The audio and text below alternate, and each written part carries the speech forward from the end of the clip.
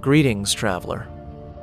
You've wandered into a gentle corner of time. Sit back, make yourself comfortable, close your eyes if you like, and let your mind drift through the mists of history. I'll tell you a story.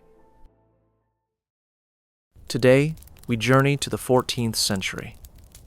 To a modest village nestled in the English countryside, where life moves with the seasons and every day is shaped by the land. Here, we will walk beside Edwin, an ordinary peasant, no knight, no noble, just a man who wakes with the sun and rests with the stars. Through his quiet routine, we glimpse the world not found in grand histories, but in muddy boots, shared bread, and the rhythm of earth and toil. Let us observe this very ordinary day in extraordinary detail. The rooster crows before dawn.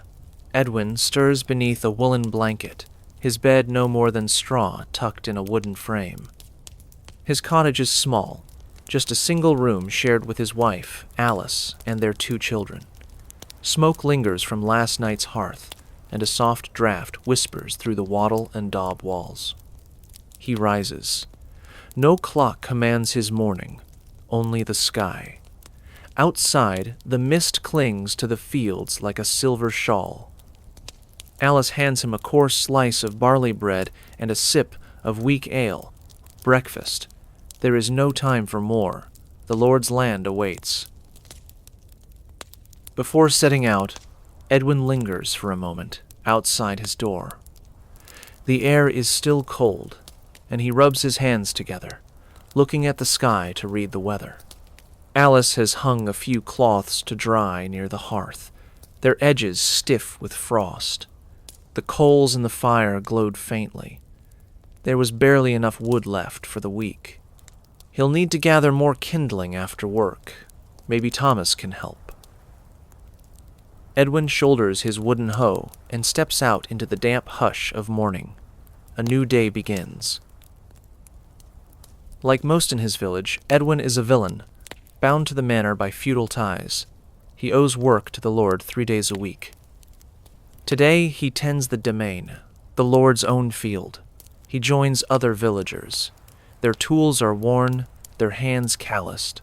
No conversation, just the quiet communion of work. The land is heavy from last night's rain. Each step sinks, each stroke of the hoe pushes back against muscle and bone.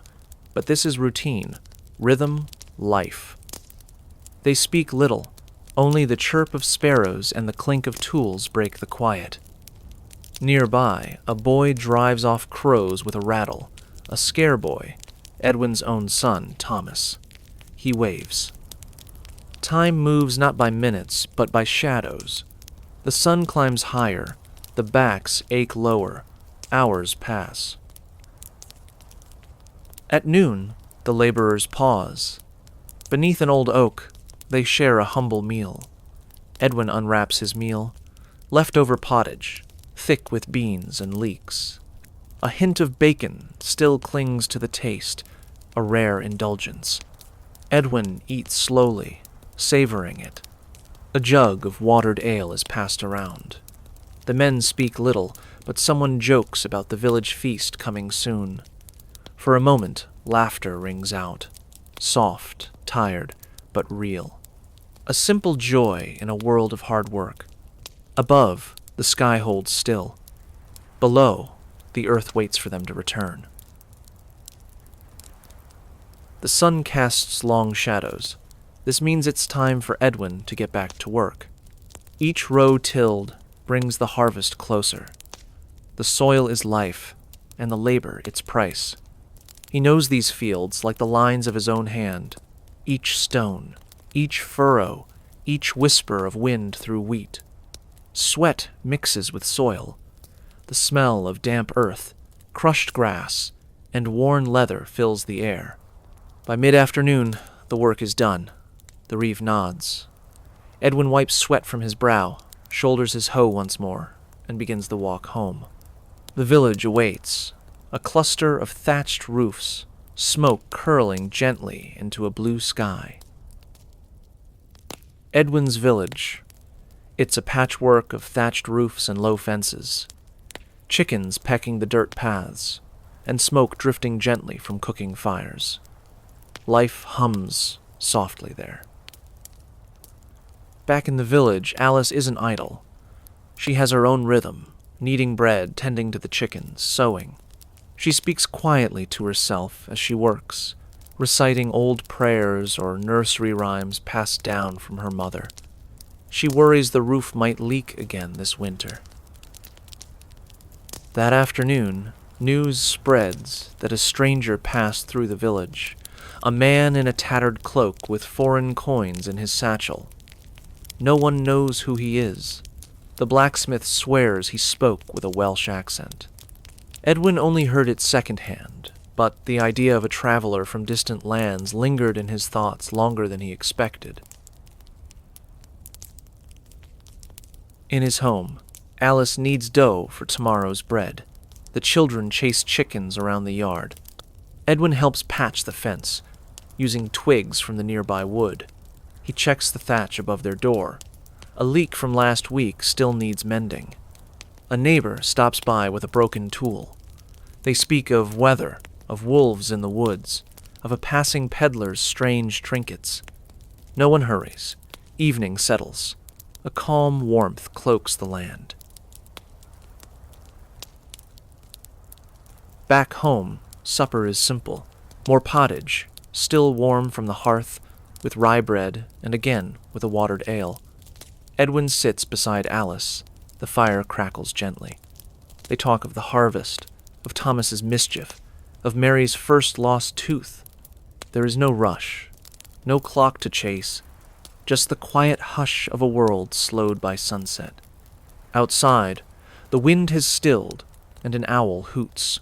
The air carries the scent of hay and hearth smoke. Alice hums softly as she mends a torn tunic. The children doze nearby, curled like cats near the embers. After the fire burns low, Edwin sometimes steps outside to relieve himself and gaze at the stars. The air bites at his skin. Overhead, the sky is vast and jeweled. He doesn't know the names of constellations, but he recognizes the bright ones that return every season.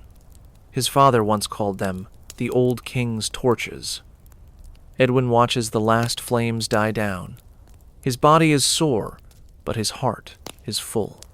Another day complete. He closes his eyes. Tomorrow, it all begins again.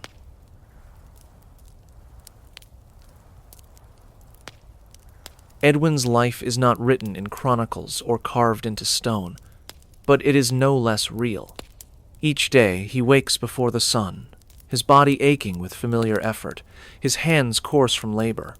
But this is the only life he knows, and in many ways, the one he understands best.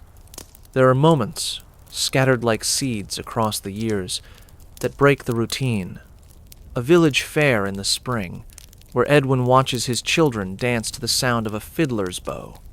A sudden storm that flattens part of the barley crop, and neighbors come together to salvage what they can. A birth by candlelight, and a funeral the following year, each a ripple in the still pond of village life. Once, he saw the king's men ride through the village, their horses kicking up mud and awe. Another time, a traveling monk shared tales of distant cities and saints' relics that glowed in the dark. His life is rooted in patterns, year after year, shaped not by ambition, but by necessity, by family, by faith. History often tells the stories of kings and conquests, but it is men like Edwin who built the world brick by brick, furrow by furrow, whose lives fed the cities and filled the churches, whose sweat sustained the kingdom. His name may be lost in time, perhaps he never lived at all, but thousands like him walked the same earth, toiled the same fields, and vanished into the silence of time.